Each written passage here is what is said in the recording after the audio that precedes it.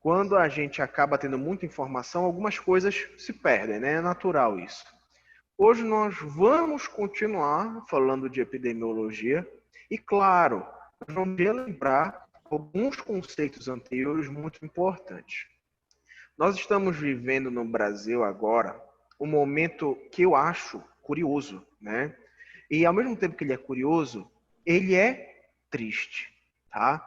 Primeira coisa que a gente precisa entender. Vocês viram nos jornais ou nas redes sociais que o Amazonas, os níveis de infectados de Covid estão aumentando lá?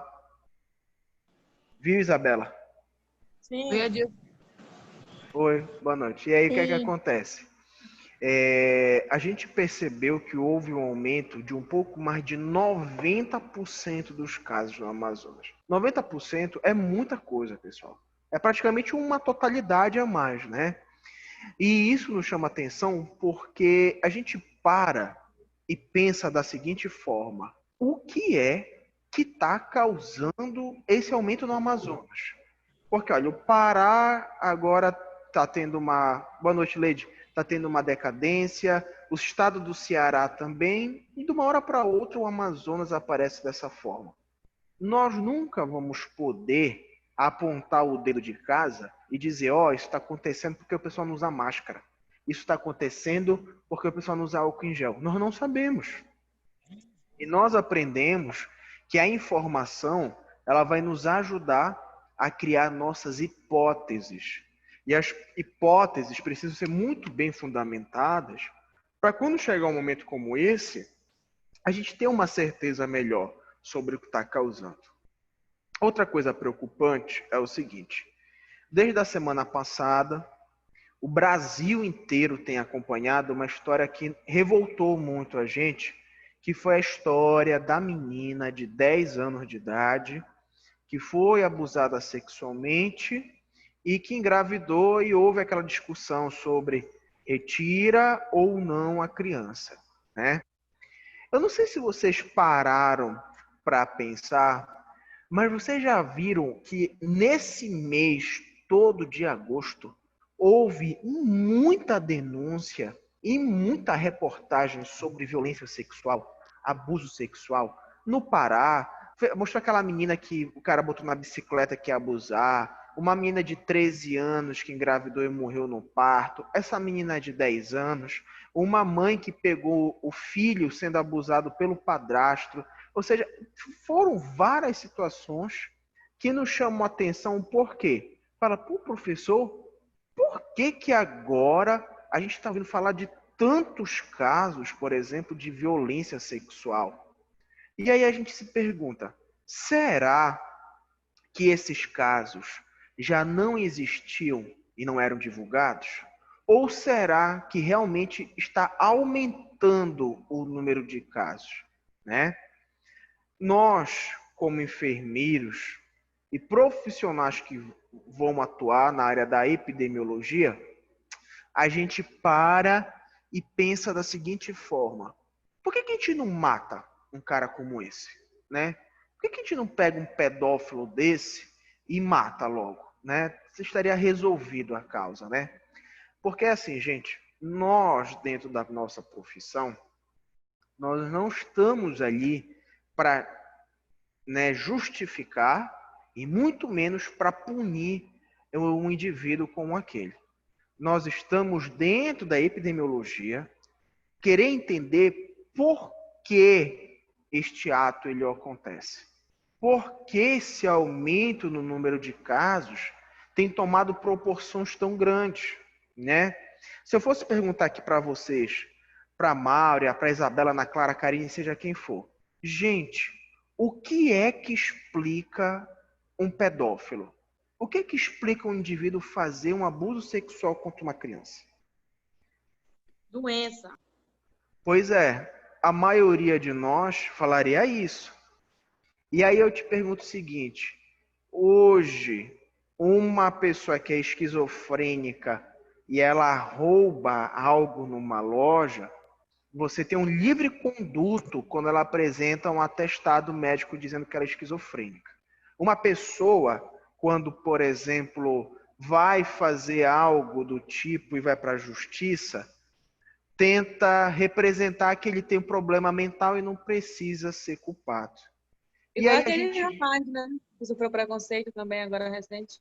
pois é, e aí a gente se pergunta o seguinte: uma pessoa que é doente, será que ela precisa passar por esse processo? Ela tem que ser confinada? Ela tem que ser privada de convivência? Será que ela tem que morrer?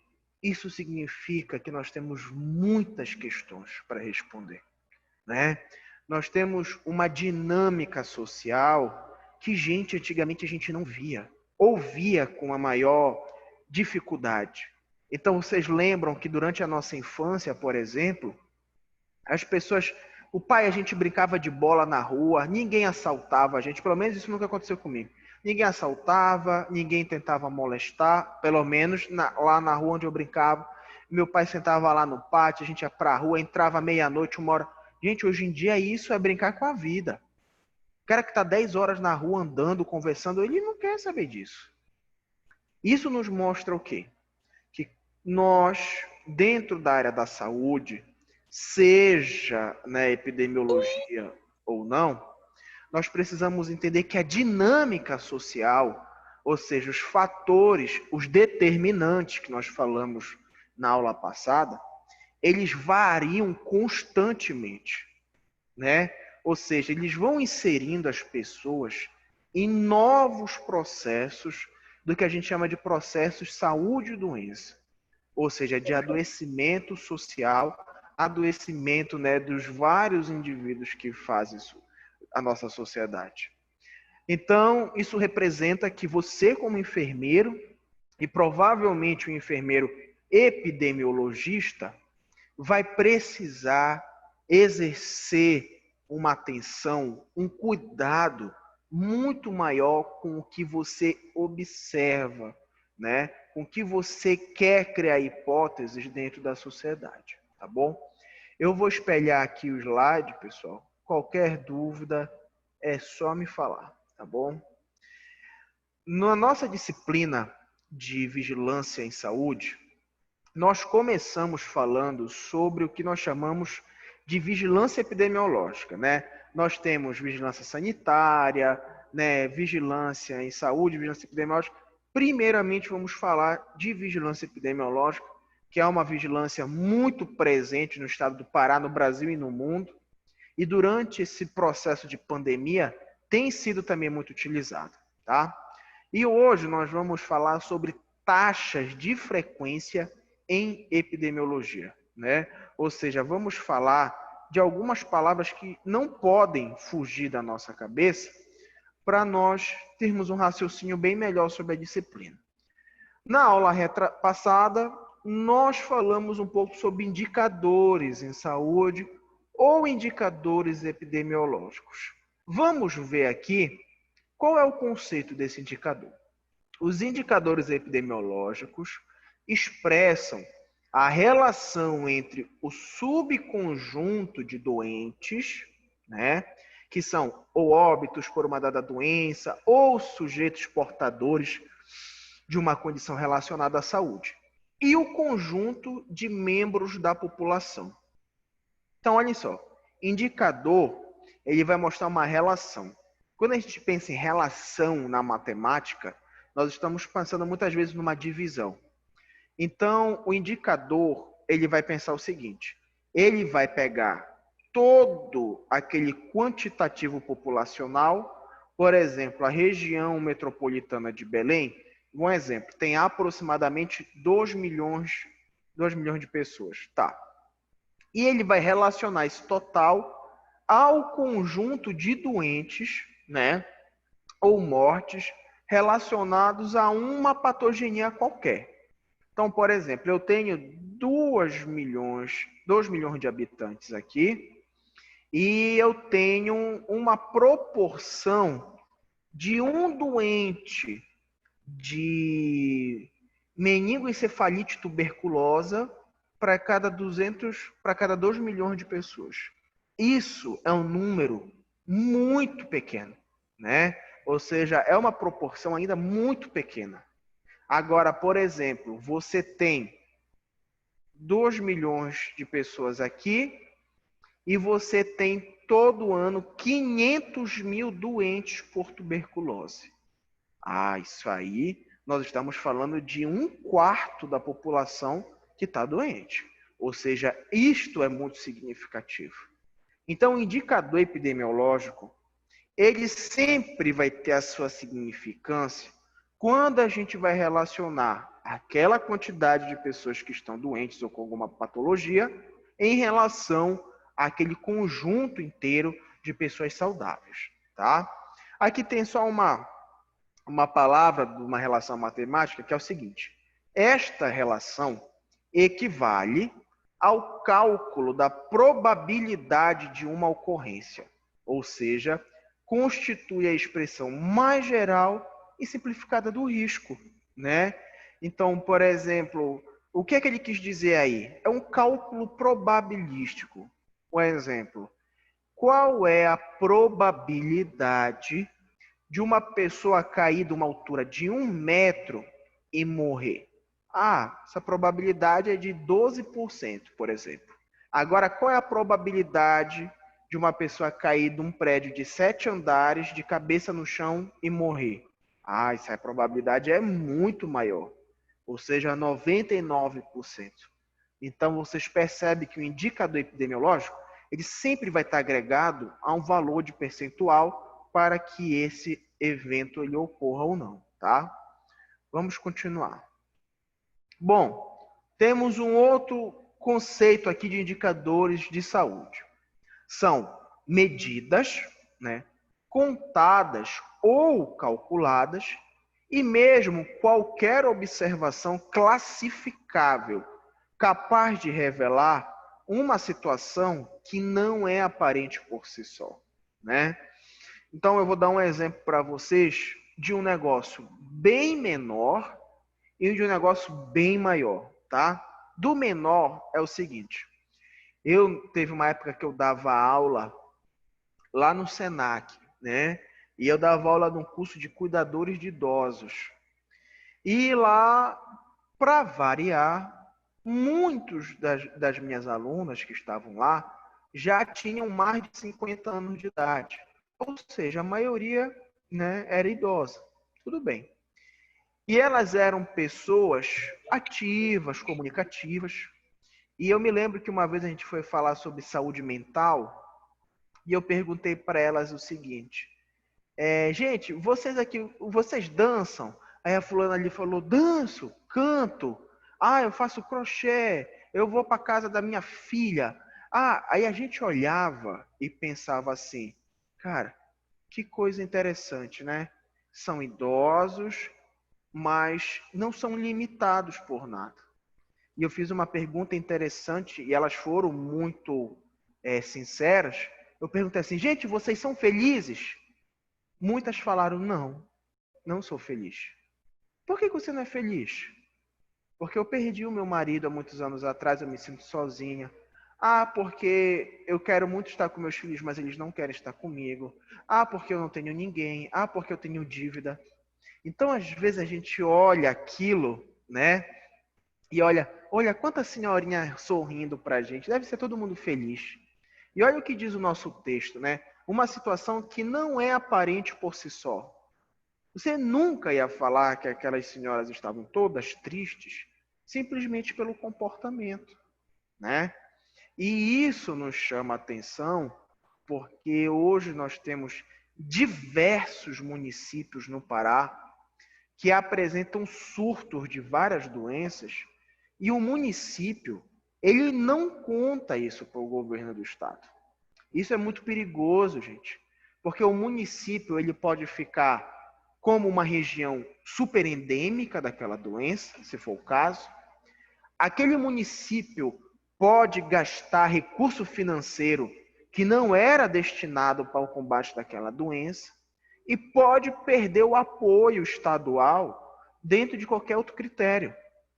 Então, quando a gente fala de indicador, que vocês provavelmente vão ser secretários de saúde, vão trabalhar em muitos municípios no Pará, não esqueçam que cabe ao município repassar as informações pertinentes para o governo do Estado.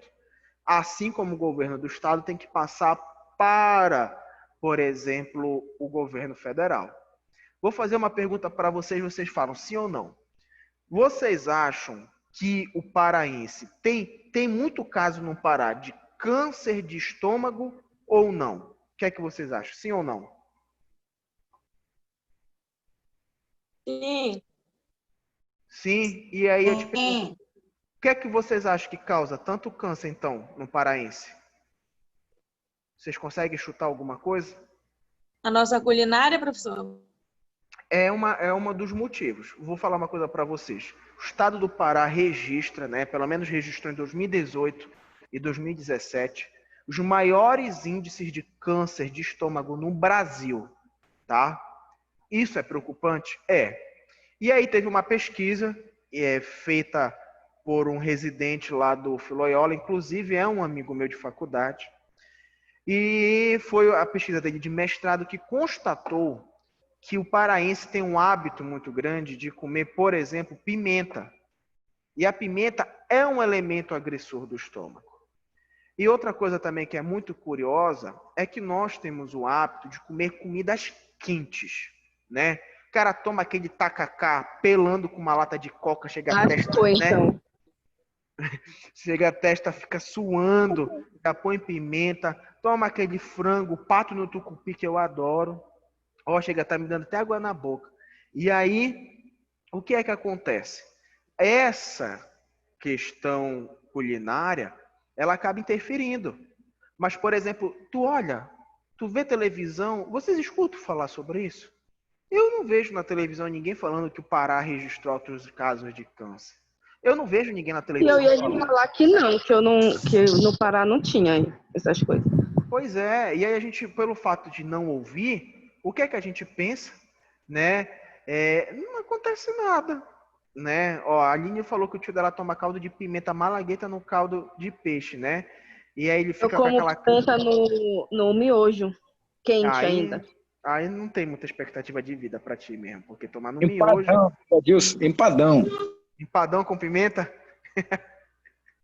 e aí, olhem só, isso é muito preocupante, porque quanto mais nós não temos acesso à informação, significa dizer que a gente vai continuar fazendo atos errados. Ninguém quer que você pare de tomar seu tacacá, de fazer o uso da pimenta, mas que as pessoas possam ter consciência de alguns atos que, como a gente não tem acesso à informação, muitos não sabem. E nós que somos profissionais da saúde também muitas vezes não sabemos, né? Então, eu chamo muita atenção para vocês para essa frase ainda, uma situação que não é aparente por si só, que se você nunca tiver uma informação, e vocês lembram que eu falei do dado e da informação, ou a gente nunca ter um indicador em saúde, as pessoas vão se afundando em hábitos essencialmente péssimos de vida. E aí a gente vai ter um crescimento. Pode falar. Me diga uma coisa, esse meu tio, ele chupa toda manhã um limão. Certo. Ele corta o limão e chupa todo o limão. Aí eu lhe pergunto, ele tem 72 anos, até então ainda não apareceu nenhum sintoma. Nós temos que ficar preocupados ou não com isso? Olha, eu vou te falar uma coisa. Se você for, às vezes, no nutricionista e... dependendo, né, do que você quer, muitas vezes a gente vai no nutricionista porque quer emagrecer um pouco e tudo mais, ele provavelmente vai indicar para você, ao amanhecer, tomar água com limão. Vocês já ouviram falar sobre isso? Vocês já ouviram falar? A água com limão Sim. ajuda, né, até mesmo na redução do apetite, né? Ajuda a limpar. Ele é considerado, entre aspas, né, um desintoxicante, vai ajudando o processo e tudo mais. E aí, olha que coisa curiosa, nós vamos encontrar diversas pessoas que refletem aquilo de maneira diferente. Então, por exemplo, eu já conheci pessoas que fumaram por 10 anos e tinham um câncer no pulmão. E conheço pessoas que fumam há mais de 30 anos e não tem nada no pulmão. Isso mostra o que pra gente? Que existem fatores como a genética que vão também aumentar a probabilidade ou não. No caso, por exemplo, desse seu tio, ele passou a vida habituando o corpo a suportar aquela agressão. Nem todo mundo tem a sorte de não ter nada, né? Porque eu vou dar um exemplo para vocês. Muita gente, quando faz consumo direto de pimenta e tudo mais, tem pressão alta, desenvolve, por exemplo, problema de hemorroida, né? Então, isso aqui, gente, em Belém, é muito comum. É claro que ninguém escuta falar, porque ninguém chega para o outro e fala, olha, eu tenho hemorroida, olha, eu tenho hemorroida. Não, né? Mas, por exemplo, aqui em Belém é muito comum, se faz muita cirurgia aqui de hemorroida. Então, assim, ele deveria ser orientado, eu nem digo mais para você para retirar completamente, mas não no caso do limão, né, que não vai ter um problema, mas no caso da própria pimenta, porque eu te pergunto o seguinte, esse teu tio já fez alguma endoscopia? Tu sabe falar? Não, Nunca fez, né? não.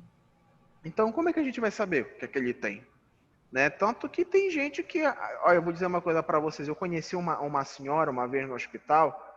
Ela já era muito senhorinha. Ela tinha uns 90 e poucos anos. Mas ela andava sozinha, conversava. Ela lidava, mexia com dinheiro. Ela era dona de uma escola. E ela era muito inteligente. E fumava. Ela fumava tanto, tanto, tanto, que ela desenvolveu uma lesão na córnea, né, nos olhos, por causa daquela fumaça, né? E ela nunca teve nenhuma reclamação. Não sentia dor, de dificuldade para respirar, não sentia nada. Chegou um belo dia, ela se sentiu mal e faleceu, né? Pô, aí o pessoal fala, cara, é uma senhora bem de saúde, né? Por que será que ela faleceu? Durante o exame que fizeram no corpo dela, detectaram que ela estava com câncer no peritônio, né? Que é a membrana que recobre a cavidade abdominal. Ou seja, para os parentes, o indivíduo está bem. Mas quando você vai avaliar o corpo, já não é tudo aquilo que a gente achava. Entendeu? Infelizmente. Tá bom?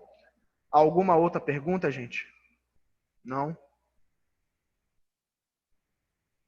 Na aula passada, a gente falou um pouco sobre esse esquemazinho aí que a gente tem, que é o seguinte: você quando aborda alguém que pega alguma característica, você tem um dado, né?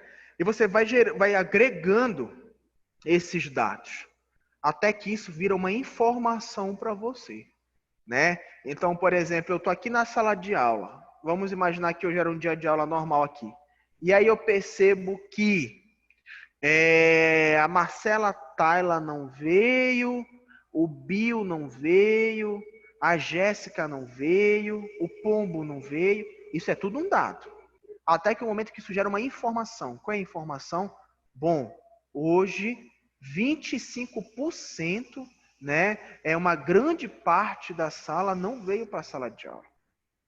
E isso vai nos dar um indicador, né? Esse indicador, ele pode ser, por exemplo, o seguinte, que toda sexta-feira, 25% em média dos alunos não frequentam as aulas noturnas. Tá aí. Eu não dei nenhuma justificativa para isso. Eu não precisei explicar por que isso acontece.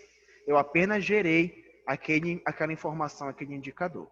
Tá bom? Olha o que está escrito ali. Ele reflete o fenômeno de interesse e auxilia no seu entendimento, né? Então, ele vai nos ajudar a entender um pouco mais sobre a dinâmica, né, do que está ocorrendo. Porque, como a gente sabe, nós não podemos conceituar apenas no olhômetro e precisamos desses dados para nos dar um fortalecimento nas informações. Aí olha só que coisa interessante. Nós temos aqui um desenho que ele é conhecido como o subconjunto da morbimortalidade. Cara, o que é isso, né, bicho? A gente olha assim essa banda de letra aí e fica curioso de entender. Primeiramente, quando a gente olha para essa imagem, eu só quero que vocês percebam uma coisa. Os círculos, eles estão partindo do menor para o maior, né? Isso significa dizer que nós sempre vamos ter um círculo maior do que o outro. Esse subconjunto de mortalidade é um esquema, né, utilizado por secretarias de saúde, né, pelo próprio Ministério da Saúde. E é claro que eles não vão ter lá na sala esse desenho e vão escrevendo, mas eles vão partir do princípio dessa imagem para entender a progressão de uma doença e a velocidade com que ela vai atingir. Professor, mas me diga uma coisa, isso é importante? Vamos lembrar lá em fevereiro e março, quando o Ministério da Saúde fazia aquelas entrevistas, né? O jornal mostrava às vezes até ao vivo, né? A pandemia estava se findando, estava se fixando no Brasil, e a UFPA, por exemplo, a UFRA, falavam assim, olha, lá no dia 15 de junho, o estado do Pará vai ter aproximadamente 150 mil infectados, né? Aí todo mundo falava, esses caras são doidos, vai ter 150 mil infectados, aqui no Pará isso não vai pegar não. Aí brincavam, né? Falava que o paraense tomava banho de canal, que ele nunca ia pegar isso. E aconteceu o quê? Que a UFPA, junto com a UFRA, acertaram praticamente em cheio o número de infectados. Professor, mas isso é impossível. Como é que eles podem ter uma noção tão certa de algo que não é matemático, né? A saúde não é uma ciência exata. Gente, por todo o desenho epidemiológico, por todos esses grupos que nós estamos vendo, é possível sim fazer uma progressão do que provavelmente vai acontecer. Mesmo porque nós tínhamos um cenário, né, de muita dúvida, ninguém sabia muito bem o que fazer, fecha escola ou não fecha, deixa para a rua ou não, lockdown ou não. Então isso nos faz perceber que quanto menos ações a gente tiver protetiva, mais a gente vai acertar na progressão das doenças, tá bom? Nós vamos agora passar o slide e vamos falar de cada grupo desse, tá? E vamos citar os exemplos para ficar melhor explicativo. Olha só. Esses são os nossos grupos. Vocês lembram daquelas letras que estavam lá? Cada letra significa algo do tipo. Por exemplo, o P. Alguém quer falar alguma coisa? Não, deixa só eu desativar aqui o som, que aí vocês, quando quiserem, vocês ligam, tá? Então, olhem só. O P, ele significa a base populacional do risco, tá? Então, olhem só. Nós vamos imaginar aqui, por exemplo, a cidade de Belém, né? Tá ótimo, cidade de Belém. E nós vamos pensar em uma população de risco. Vamos dar um exemplo aqui. Em uma população geral, quem é que tem um risco de desenvolver câncer de útero? Só pode ser as mulheres, né? Homem não tem câncer de útero, né? Então tá, dentro daquela população total, a base populacional do risco do câncer de útero vai ser todo o grupo populacional formado por indivíduos do sexo feminino. Beleza. Então vamos imaginar que esse grupo é desse tamanho. Em seguida, nós temos o grupo E, que é o subconjunto de exposição. Significa dizer que daquele grupo que tem risco, né, sempre tem um subconjunto que está tendo atividades que podem gerar uma exposição maior. Por exemplo, mulheres que têm múltiplos parceiros sexuais e não usam preservativo para evitar infecções sexualmente transmissíveis e alguns problemas no útero, né? Mulheres que geneticamente já possuem uma carga capaz de gerar um problema no útero. E tudo bem. Aí a gente passa para o próximo subgrupo, que é o I. É o subconjunto de infectados, né?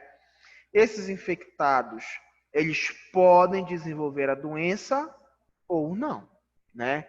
Então, vamos imaginar que o HPV hoje, ele está associado em uma grande proporção ao câncer no colo do útero. Mas nem toda mulher que tem HPV tem o câncer, não é verdade?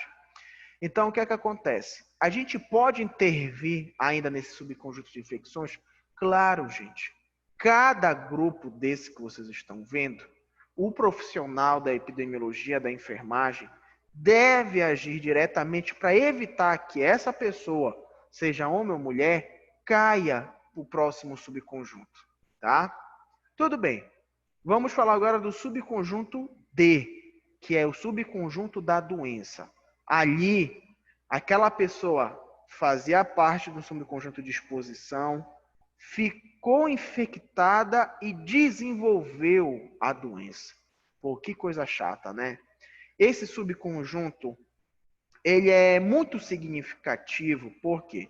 Porque quando a gente pensa em saúde, e a gente discutiu isso lá em políticas públicas de saúde, nós precisamos entender o quê? Que existe na nossa sociedade, a sociedade brasileira, uma grande valorização da atenção terciária, ou seja, atenção formada por hospitais, né? Ou seja, você já encontra um indivíduo doente. E a gente encontra uma baixa valorização da atenção primária, que é a parte de prevenção, né? De evitar o indivíduo de ficar doente. Então, toda vez que essa pessoa ela já está no subconjunto de doença, significa dizer que o Estado vai ter mais gasto financeiro hospitalar, né? Que aquele indivíduo vai ter um sofrimento maior biológico, social e mental, né? Ou seja, ele alcançou um nível que não era o esperado, infelizmente. Ele alcançou um nível que a gente poderia ter evitado anteriormente, mas que infelizmente não aconteceu. Depois do subconjunto de doenças, nós vamos ter o subconjunto G, que significa o subconjunto de casos graves, né? Qualquer doença hoje, pessoal, praticamente, ela pode oferecer uma forma grave. Professor, toda doença pode fazer isso? Gente, basicamente sim. Vou dar um exemplo para vocês. Eu tenho uma colega que estudou comigo na época de escola, que quando ela era muito criança, o pai dela faleceu. E o pai dela faleceu de catapora, né? Então tem muita gente que fala, pô, professor, catapora? Isso nos mostra que as doenças podem alcançar proporções muito mais graves, muito mais severas. E, infelizmente, após esse subconjunto de casos graves, nós temos o subconjunto de óbitos.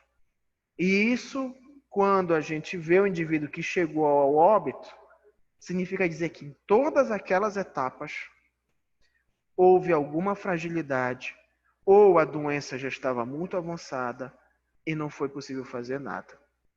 Eu chamo a atenção de vocês porque... Rapidinho, vamos ver se a pergunta da Sofia. Boa noite, professor. No caso da pessoa estiver algum caso de câncer de útero na família, qual a probabilidade de adquirir o câncer de útero? Olha só, estima-se, né, que nós temos alguns tipos de câncer que têm um desenho genético um pouco maior, né, assim como outras doenças, e outros pouco menores. Vou dar um exemplo para vocês. Alguns estudos nos mostram que a doença mental ela é muito mais forte geneticamente do que o câncer. Então, por exemplo, a gente vê casos onde a mulher teve esquizofrenia, a filha dessa mulher tem problema mental e a neta dessa mulher tem problema mental.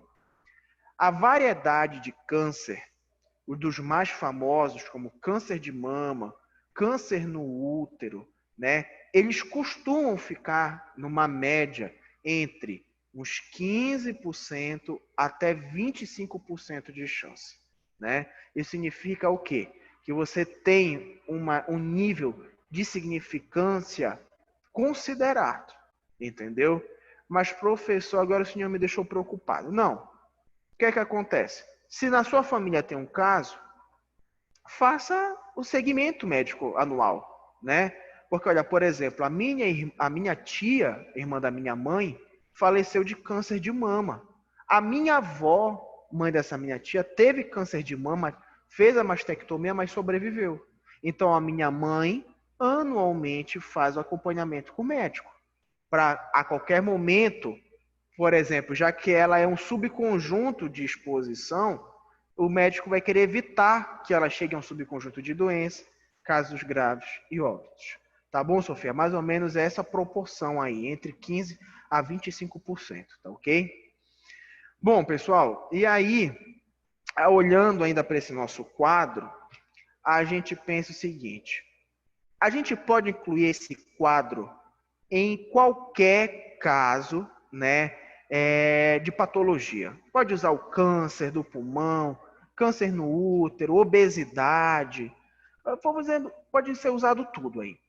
E quando a gente olha para esse P, que é a base populacional de risco, a gente pensa, vai, meu amigo Marcos, a gente pensa da seguinte forma: como a gente pode ajudar uma pessoa a não chegar naquele subconjunto de óbitos e casos graves se ele não tem nada, né?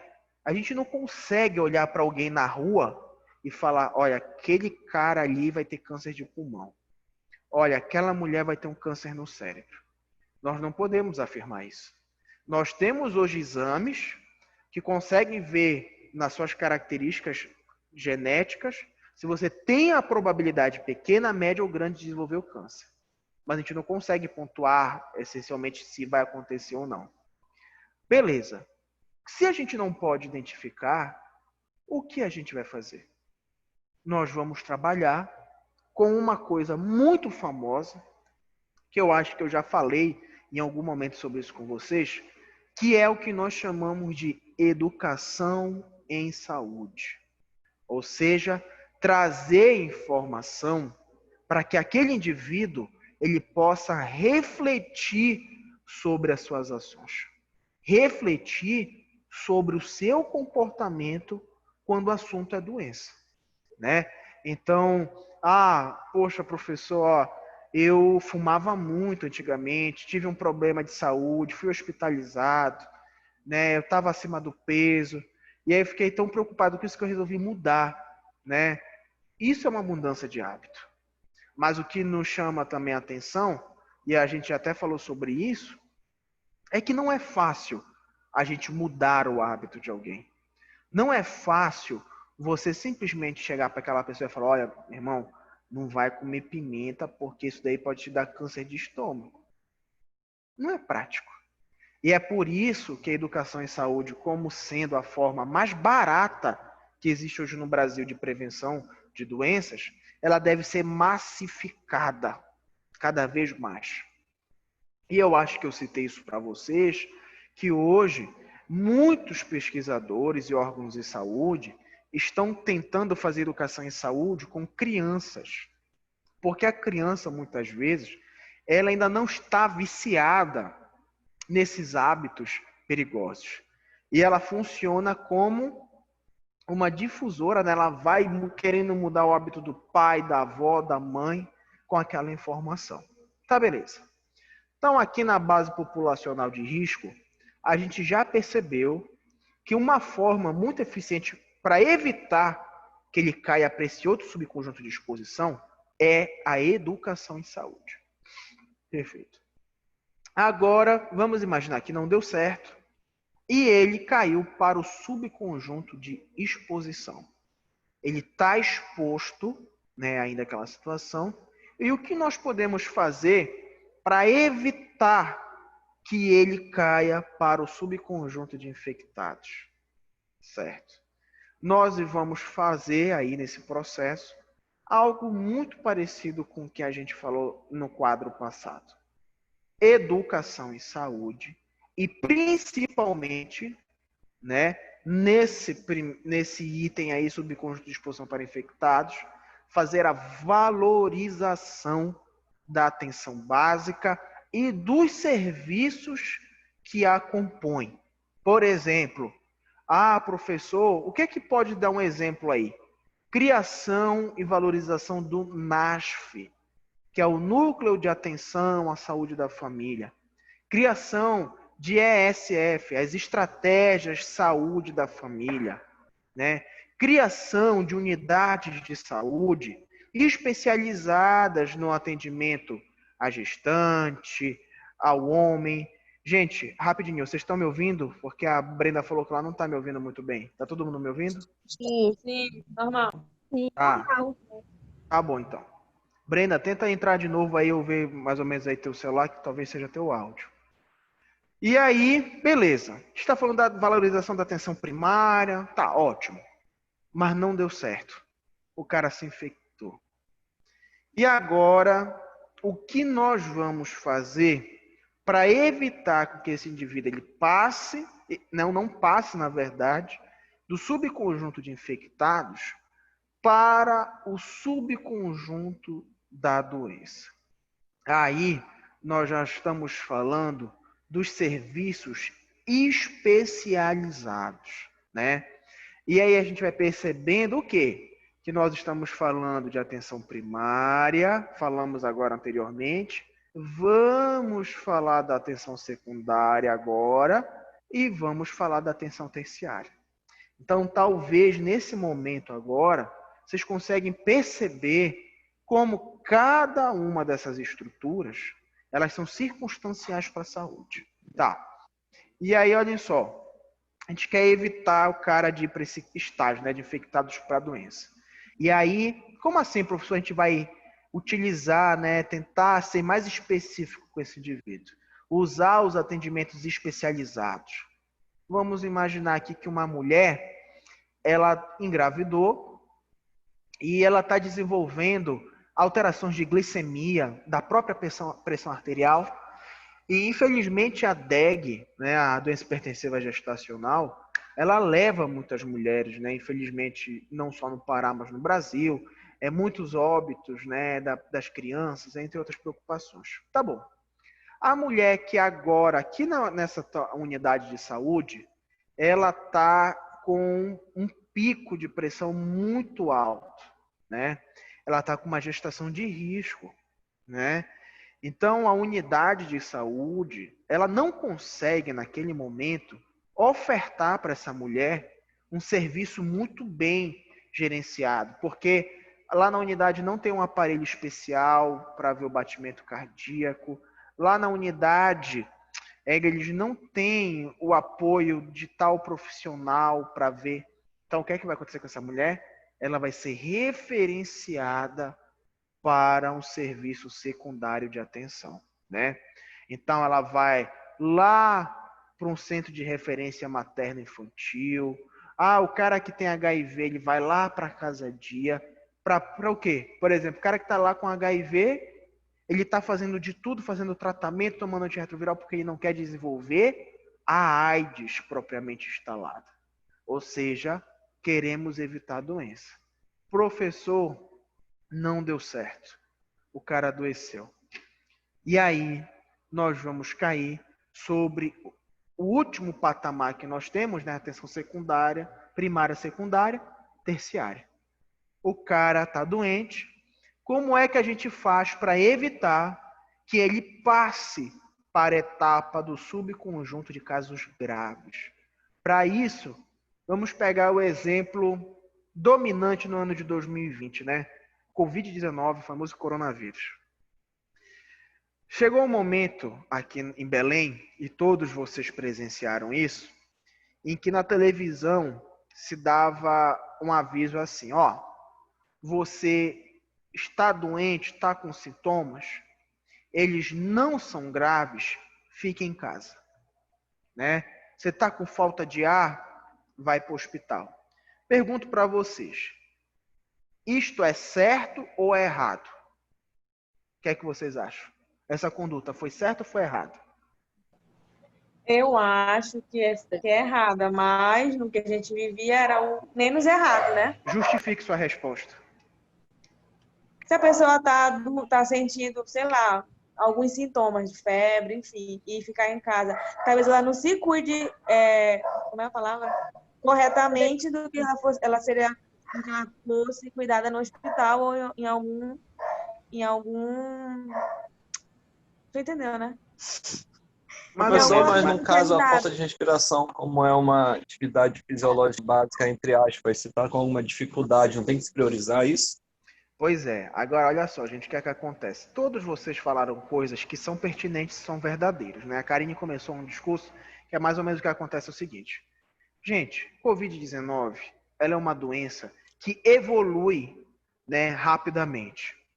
Muitas pessoas, quando desenvolvem pequenas sintomatologias, por exemplo, olha, pô, tô com febre, cara, mas olha, não tô com problema respiratório. Nem sempre a ausência da dificuldade respiratória não significa que o pulmão não foi atingido. Tanto que, se vocês perceberem, por exemplo, a UEPA, a Universidade do Estado, está fazendo um programa para avaliar quem teve Covid, mesmo em formas não tão graves, para ver a funcionalidade do pulmão. Então, o que é que acontece? Como nós estávamos com a cidade de Belém com os leitos superlotados, não tem para onde levar o cara, meu irmão. E você vai falar o quê? Tá doente, vai lá para a fila esperar a tua vez. Não tem como. Então, o município, assim como o Estado, assim como o Brasil, eles foram forçados a fazer algo que naquele momento era o adequado, mas que de maneira geral é errado. Entendeu? Porque o cara que está doente em casa, ele às vezes não recebe a atenção correta, não sabe as manifestações que estão ocorrendo e rapidamente ele evolui de doença para caso grave e para óbito. Quantas pessoas, gente, morreram assim? Quantas pessoas estavam em casa? Não, eu estava só com uma tosse, meu pai. Aí, né, em poucos minutos aconteceu isso, quando a gente viu, o indivíduo morreu. Diga, Ingrid, você quer falar alguma coisa? Professor, Diga. Aline, eu vou falar algo que aconteceu comigo desde ontem. Eu apresentei muita dor na nuca Sim. e forte diarreia. Fui ao hospital e fiz a consulta. Aí eu solicitei a médica que eu acharia que fosse Covid e eu queria fazer o teste. Sim. Ela disse que ela não poderia fazer o teste só a partir de 8 a 10 dias. Ou seja, Sim. vamos dizer, se eu estou ou não estou, eu vou ter que deixar a doença progredir, né, para me poder saber se realmente estou ou não estou contaminada. Na verdade, se você está com um sintoma hoje, apresenta o primeiro dia hoje, há uma semana atrás você já está dissipando a doença. Inclusive, a Sofia até comentou aqui, né, a questão de ficar em casa se torna um vetor para a família e vizinhança. Então, naquele momento, né, não tinha muito o que ser feito, porque estava tudo superlotado, infelizmente, e acontece que o jeito era fazer isso, mas infelizmente não era o correto. Ingrid, pode ligar seu microfone e falar. Você levantou a mão, pode falar. Oi. Assim, Oi, a pode gente viu falar. que muitas pessoas desenvolveram a sintomatologia, né, da doença. Sim. O senhor está ouvindo? Tô ouvindo, pode falar. O senhor está ouvindo? Estou ouvindo. Pois é, muitas pessoas desenvolveram os sintomas, só que os Sim. médicos só prescreviam os medicamentos, mas não prescreviam o exame, a Sim. sorologia. Isso não foi um erro também? Mas aí foi um erro, mas o que é que a gente percebe? A gente percebeu várias condutas erradas durante a pandemia, mas o problema, gente, é que não tinha teste para todo mundo, não tinha leito para todo mundo, não tinha respirador para todo mundo. Então as pessoas foram literalmente tapando um buraco ali, abrindo outro, e aconteceu, né? Eu vou dizer uma coisa para vocês: se a gente tivesse teste para todo mundo, hospital para todo mundo, a gente não estava em um nível tão alto de infecção aqui no Pará, né? Tá quase em 200 mil, eu acho que tá 180 e poucos mil de infectados, mas a gente não tinha que ser feito naquele momento. E isso, mais do que nunca, faz a gente pensar nisso aqui que a gente estava vendo, né? Ou seja, os casos de doença simplesmente avançaram para o subconjunto de casos graves, né? E aí, gente, desse grupo, para a gente evitar os óbitos, não tem mais nada. A gente vai ter que intensificar o tratamento intensivo. Que foi que aconteceu? Muita gente indo para a UTI, né? Muita gente tentando de toda forma ajudar quem podia, e, infelizmente, a doença já tinha avançado de uma maneira extremamente significativa. É uma situação triste, e eu vou contar um exemplo para vocês aqui, que eu não sei se vocês já tiveram parentes, amigos que passaram por esse processo da Covid, mas o perfil do paciente que ele entrava na UTI era o seguinte: ele entrava muitas vezes por uma avaliação de cuidados, ele era entubado, tentavam reduzir a sedação para extubar o paciente, ele não se mostrava reativo e logo em seguida vinha os problemas relacionados aos rins, que tentavam paralisar, alguns precisavam fazer diálise, e os problemas cardíacos, né? E infelizmente evoluíam a óbito. Então essa historinha que eu contei para vocês, ele é praticamente o perfil de todos os pacientes, né, de Covid-19 a nível de UTI, que foram a óbito, logicamente, né? Gente, alguém tem alguma pergunta? Ou dá algum exemplo, alguma coisa do tipo? Professor, só é uma pergunta que eu acredito que eu não tenha ainda. Assim, no Diga. caso do Covid, todo mundo sabe que os remédios que foram ditos para fazer o tratamento seria o paracetamol, a azitromicina e o restante.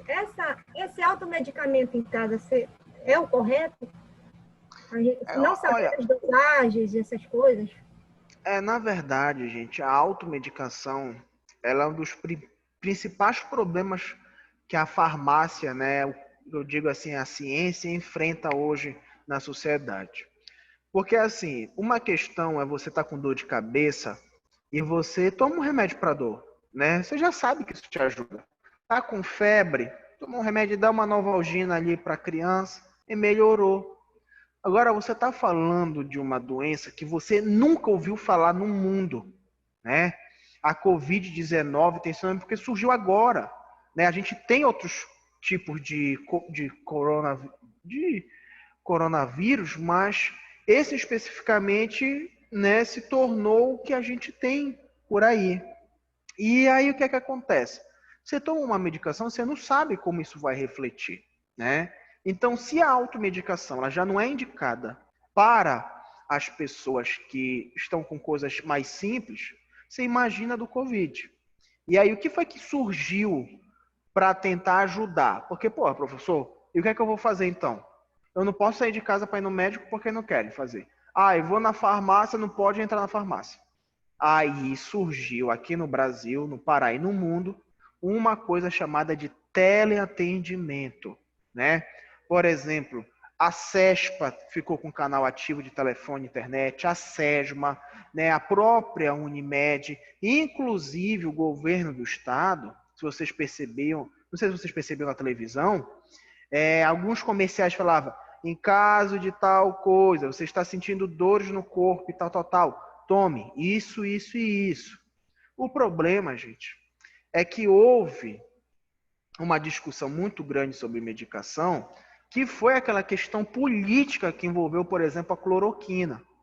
Aí falava da azitromicina, a azitromicina sumiu, né, do mercado, o pessoal vendendo a praticamente R$ 50 quase um comprimido, né, R$ 30 um comprimido.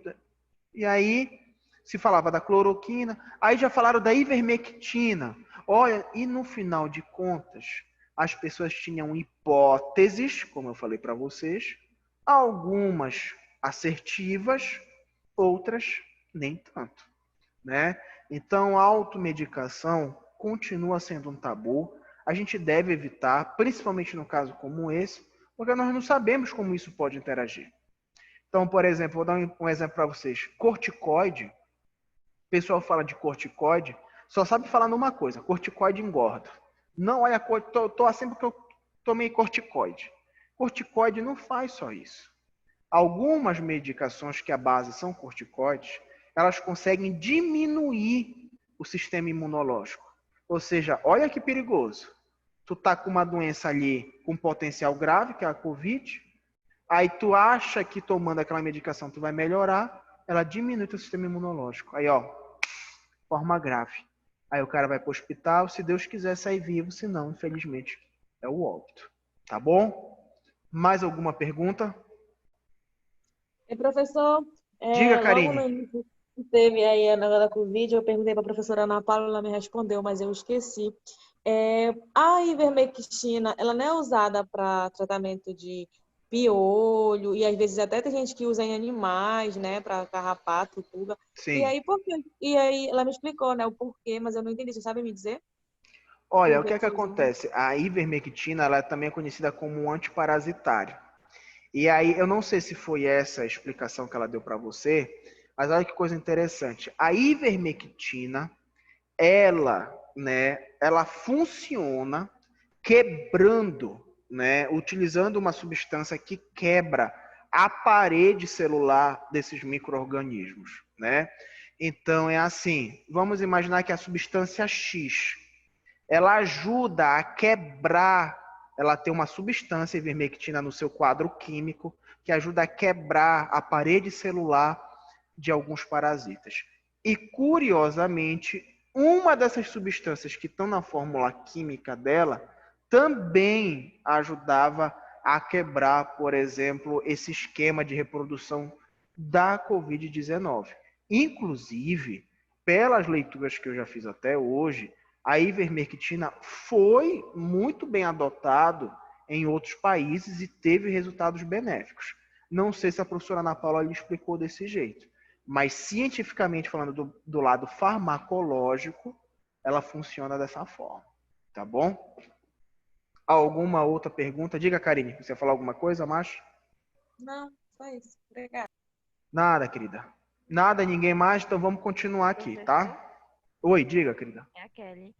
Diga, Kelly. Então, quem usa a medicação à base de corticoide por um longo período poderia entrar num grupo de risco para, por exemplo, para COVID ou para outras doenças por ter essa baixa na imunidade por causa da medicação? Pode, mas é assim, Kelly, tem que ver qual é a medicação que está sendo utilizada e a periodicidade dessa medicação, entendeu? Eu não posso te dizer assim, olha, eu tomo essa medicação uma vez por mês para tal coisa. Ah, não, tá perigoso.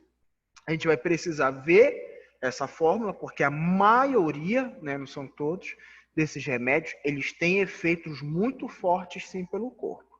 E isso pode levar você a ficar fragilizado e não ser apenas um grupo de risco para a Covid, mas um grupo de risco para outras afecções em gerais. Tá bom? Ok.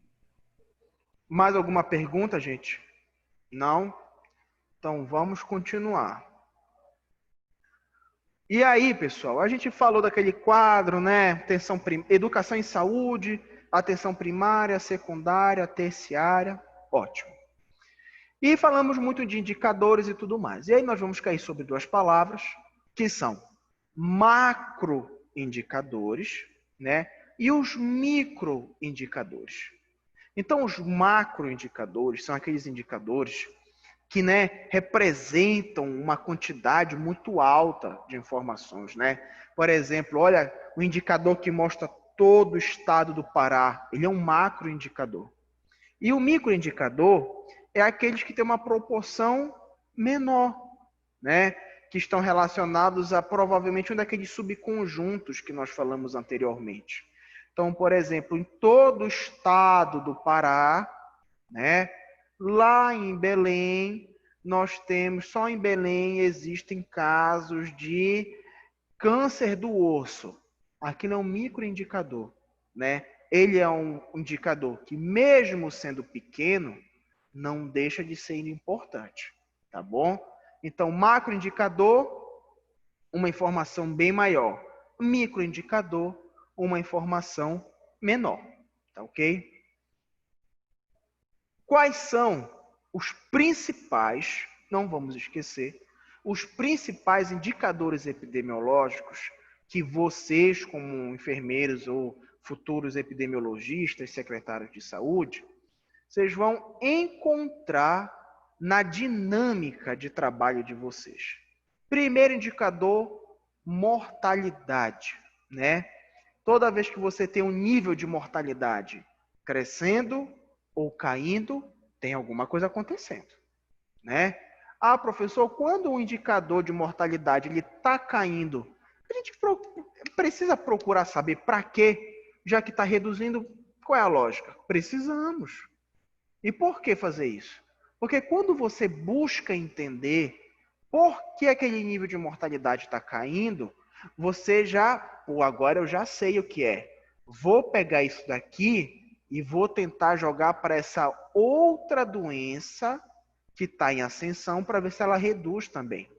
Então, às vezes, uma ferramenta utilizada para cá, ela pode ter resultados positivos também para cá. Então, é por isso que no aumento ou no declínio das taxas, a gente precisa entender por que aquilo está acontecendo. Tá? Segundo indicador é o que nós chamamos de incidência e ou prevalência de doença. Tá? A incidência representa os casos novos de uma doença. E a prevalência significa os casos antigos mais os novos. Tá? Não esqueça, incidência, casos novos, prevalência, antigos e novos. Incidência de doença, ou seja, quer mostrar as pessoas com manifestação clínica, e incidência e ou prevalência de infecção, ou seja, quer mostrar aquelas pessoas que podem estar carregando os agentes etiológicos das doenças, mas não manifestam sintomatologia. E, professor, cite um exemplo. Por que é importante fazer isso? Porque quando você identifica alguém que está infectado, mas não está doente, você consegue agir mais rápido. E aí você consegue evitar com que essa pessoa adoeça futuramente. Outro indicador é a virulência. É uma palavra nova, não sei se vocês já ouviram falar sobre isso, mas a virulência, né, ela é a característica de uma doença atingir formas graves, tá? Formas graves. Então, por exemplo, vamos falar da meningite, né? É uma doença grave, né? A virulência, ela é a capacidade que um micro-organismo tem de causar formas graves de uma doença. E a letalidade, ele é a característica que um micro-organismo tem de causar morte, tá? Professor, mas não são muito parecidos? Gente, são itens um pouco parecidos, mas que, na verdade, não são iguais, né? Caso grave é uma coisa, mortalidade é outra. Por exemplo, quando a gente fala da raiva, né, a doença raiva, ela é considerada uma doença 100% letal. Ou seja, a raiva, ela tem uma alta letalidade, que por consequência ela tem uma alta virulência. Agora você vai ter doença que vai ter uma alta virulência, mas mesmo sendo grave, a letalidade ela não é tão grandiosa assim, tá bom? Gente, diga, alguém ia perguntar alguma coisa? A virulência que eu não escutei aqui no áudio. A virulência, ela é a característica que um agente tem de causar formas graves da doença. E a letalidade é de causar o óbito do indivíduo. Tá bom? Alguma pergunta até aí, gente? Ok. Não? Então, olha.